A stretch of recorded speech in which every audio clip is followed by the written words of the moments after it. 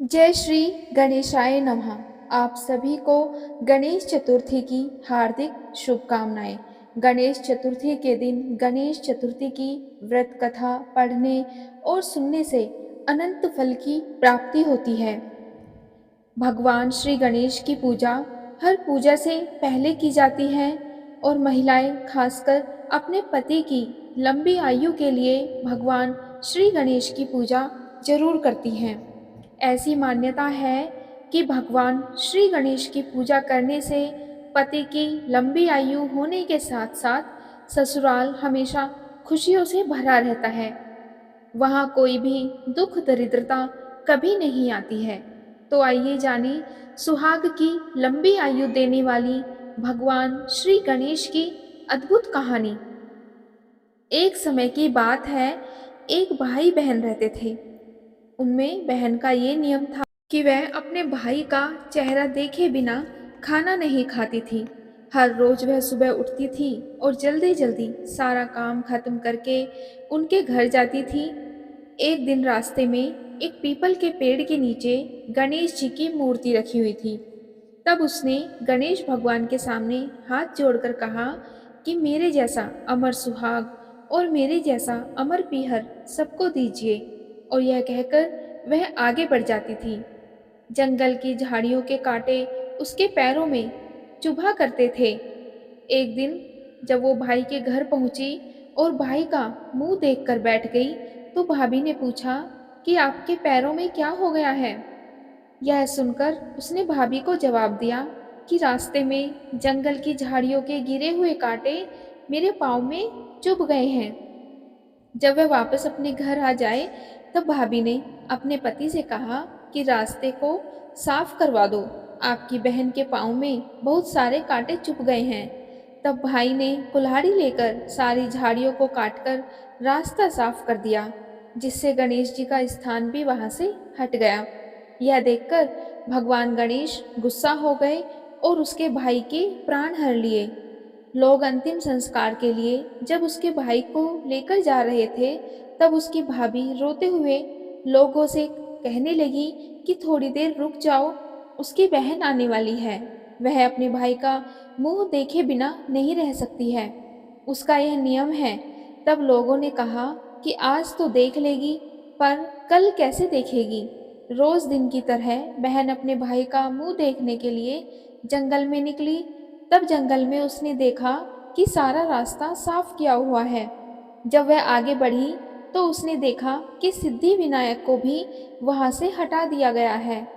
तब उसने जाने से पहले गणेश जी को एक अच्छे स्थान पर रखकर उन्हें स्थान दिया और हाथ जोड़कर बोली कि भगवान, मेरे जैसा अमर सुहाग और मेरे जैसा अमर पीहर सबको देना।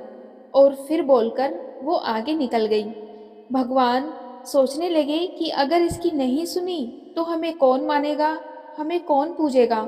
तब सिद्धि विनायक ने उसे आवाज दी कि बेटी, इस खेजड़ी की 7 पत्तियां लेकर जा और उसे कच्चे दूध में घोलकर भाई के ऊपर छींटे मार देना, तो तेरा भाई उठकर बैठ जाएगा। यह सुनकर जब बहन पीछे मुड़ी, तो वहां पर कोई नहीं था। फिर वह यह सोचने लगी कि ठीक है, जैसा सुना वैसा कर लेती हूँ। फिर वह 7 खेजड़ी की पत्तियां लेकर अपने भाई के घर पहुंची। तब उसने देखा कि वहां कई लोग बैठे हुए हैं और उसकी भाभी रो रही है। तब उसने उन पत्तियों को बताए हुए नियम के तहत अपने भाई के ऊपर इस्तेमाल किया। तब उसका भाई तुरंत ही उठकर बैठ गया। फिर उसका भाई बोला कि मुझे तो बहुत गहरी नींद आ गई थी। तब बहन बोली कि यह नींद किसी दुश्मन को भी न आए, और उसने सारी बात अपने भाई को बता दी। तो मान्यताओं के अनुसार ये है गणेश जी की चमत्कारी कहानी। गणपति बप्पा मोरया, मंगल मूर्ति मोरया। अब सुनते हैं गणेश जी की एक अन्य कहानी। ये कहानी है 7 भाइयों की और उनकी इकलौती बहन की। इस कथा के अनुसार 7 भाइयों की एक बहन थी। वो सब कुछ सुनती थी, पर जैसे ही विनायक जी का नाम आता, तो वो अपना घाघरा झटक कर चली जाती। एक दिन विनायक जी को गुस्सा आ गया। तब गणेश जी उनके बहन को भयभीत करने लगे तो वह दिन दिन सूखने लगी। सब भाइयों ने उसका दुख पता करने की कोशिश की, परंतु उन्हें कुछ भी पता नहीं चल पाया और वो यह जानने में असफल रहे। तब सातवां भाई बहुत चतुर और होशियार था। उसने आधी रात को भेष बदलकर गणेश जी को पकड़ लिया और पूछा कि तुम कौन हो और तुम मेरी बहन के साथ इस प्रकार से छल क्यों कर रहे हो। तब गणेश जी बोले कि मैं गणेश जी हूँ। तेरी बहन सारी बातें सुनती है, पर मेरा नाम आते ही वो अपना घाघरा झटक कर दूर चली जाती है, इसीलिए मैं उससे डराता हूँ। तब भाई ने पूछा कि आप इसका कोई उपाय बताओ। तो गणेश जी बोले कि कोई भी कहानी कहो तो गणेश जी की कहानी कहे बगैर नहीं उठना चाहिए। बहन ने उस दिन से नियम रखा कि वह रोज गणेश जी की कहानी सुनेगी और कहानी सुनने के बाद ही कुछ खाएगी। अब उनकी बहन हर रोज कहानी सुनती और कहानी सुनने के बाद ही कुछ खाती। इस तरह से गणेश जी उनकी बहन पर प्रसन्न हो गए और उसकी सभी मनोकामनाएं पूरी करने लगे तथा उसे कुछ समय के बाद अच्छा वर दिया। हे विनायक जी महाराज, जैसे आपने बहन पर कृपा करी, वैसे ही आप हम सब पर भी अपनी कृपा बनाए रखना। अब सुनते हैं एक अन्य कहानी। एक समय की बात है, राजा हरिश्चंद्र के राज्य में एक कुम्हार था और वो कुम्हार मिट्टी के बर्तन बनाता था, लेकिन उसके बने हुए बर्तन कच्चे रह जाते थे। एक दिन कुम्हार ने एक पुजारी की सलाह पर इस समस्या को दूर करने के लिए एक छोटे बालक को मिट्टी के बर्तनों के साथ आवे में डाल दिया। उस दिन संकष्टी चतुर्थी का दिन था। उस बच्चे की माँ अपने बेटे के लिए परेशान थी। उसने गणेश जी से बेटे की कुशलता के लिए प्रार्थना की। दूसरे दिन जब कुम्हार ने सुबह उठकर देखा तो आवे में उसके बर्तन तो पक गए थे, लेकिन उस बच्चे का बाल बांका भी नहीं हुआ था। वह डर गया और राजा के दरबार में जाकर उसने सारी घटना बताई। इसके बाद राजा ने उस बच्चे और उसकी माँ को बुलवाया तो माँ ने सभी तरह के विघ्न को दूर करने वाली गणेश चतुर्थी व्रत का वर्णन किया। इस घटना के बाद से महिलाएं संतान और परिवार के सौभाग्य के लिए सकट चौथ का व्रत करने लगी। ऐसी है गणेश जी की अपार कृपा जो हम सब पर बरसती रहती है। एक और अन्य कथा के अनुसार, श्री गणेश कथा के अनुसार, एक बार देवता कई विपदाओं में घिरे थे। तब वह मदद मांगने के लिए भगवान शिव के पास आए। उस समय शिव के साथ कार्तिकेय तथा गणेश जी भी बैठे थे। देवताओं की बात सुनकर शिव जी ने कार्तिकेय व गणेश जी से पूछा कि तुम में से कौन देवताओं के कष्टों का निवारण कर सकता है। तब कार्तिकेय व गणेश जी दोनों ने ही स्वयं को इस कार्य के लिए सक्षम बताया। इस पर भगवान शिव ने दोनों की परीक्षा लेते हुए कहा कि तुम दोनों में से जो सबसे पहले पृथ्वी की परिक्रमा करके आएगा वही देवताओं की मदद करने जाएगा।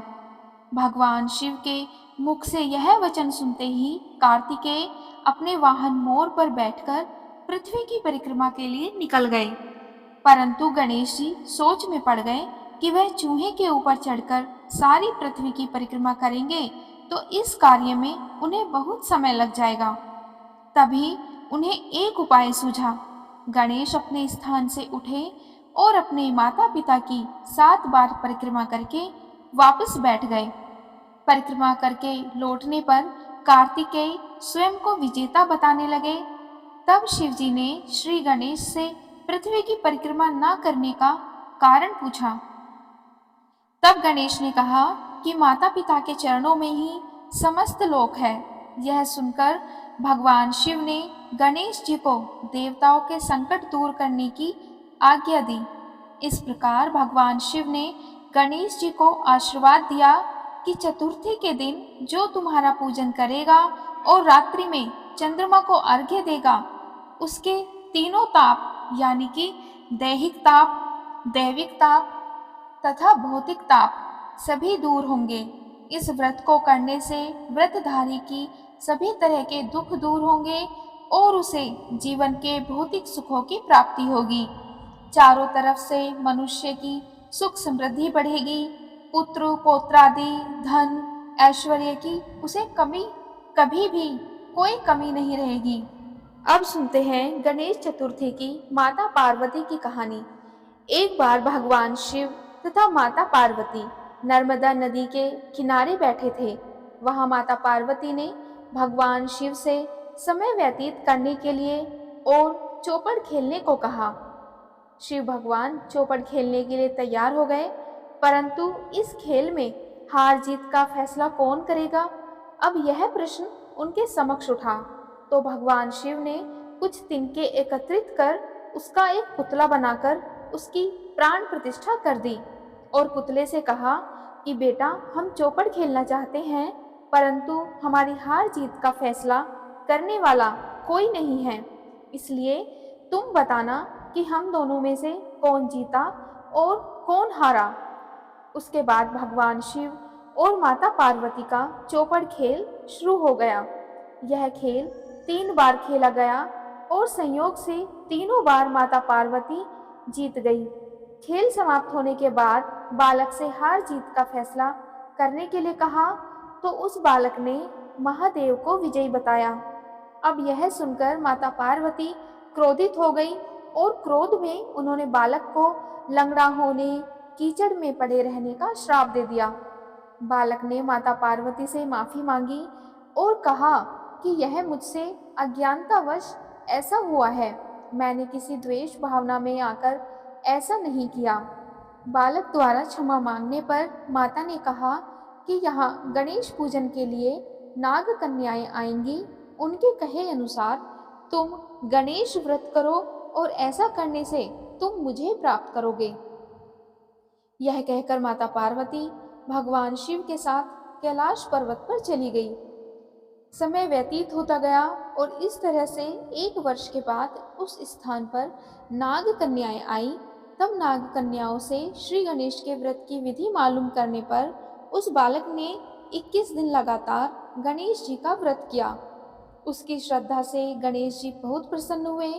उन्होंने बालक को मनोवांछित फल मांगने के लिए कहा, तो उस पर उस बालक ने कहा, हे विनायक, मुझ में इतनी शक्ति दीजिए कि मैं अपने पैरों से चलकर अपने माता पिता के साथ कैलाश पर्वत पर पहुंच सकूं और यह देखकर प्रसन्न हो। तब बालक को वरदान देकर श्री गणेश भगवान अंतर्ध्यान हो गए। इसके बाद वह बालक कैलाश पर्वत पर पहुंच गया और कैलाश पर्वत पर पहुंचने की अपनी कथा उसने भगवान शिव को सुनाई। चौपड़ वाले दिन से माता पार्वती शिवजी से विमुख हो गई थी। अतः देवी के रुष्ट होने पर भगवान शंकर ने बालक के बताए अनुसार 21 दिनों तक श्री गणेश का व्रत किया। इस व्रत के प्रभाव से माता पार्वती के मन में भगवान शिव के लिए जो नाराजगी थी वह समाप्त हो गई। तब यह व्रत विधि भगवान शंकर ने माता पार्वती को बताई। यह सुनकर माता पार्वती के मन में भी अपने पुत्र कार्तिकेय से मिलने की इच्छा जागृत हुई। तब माता पार्वती ने भी 21 दिन तक श्री गणेश का व्रत किया तथा दूर्वा घास, फूल और लड्डुओं से गणेश जी का पूजन अर्चन किया। व्रत के 21वें दिन कार्तिकेय स्वयं माता पार्वती से आ मिले। उस दिन से श्री गणेश चतुर्थी का यह व्रत समस्त मनोकामनाओं की पूर्ति करने वाला व्रत माना जाता है। इस व्रत को करने से मनुष्य के सारे कष्ट दूर होकर मनुष्य को समस्त सुख सुविधाएं प्राप्त होती है। बोलो श्री गणेश भगवान की जय, माता पार्वती की जय। आज की वीडियो में इतना ही। उम्मीद है आपको वीडियो पसंद आई होगी। अगर वीडियो आपको पसंद आए तो वीडियो को लाइक और चैनल को सब्सक्राइब जरूर करिएगा।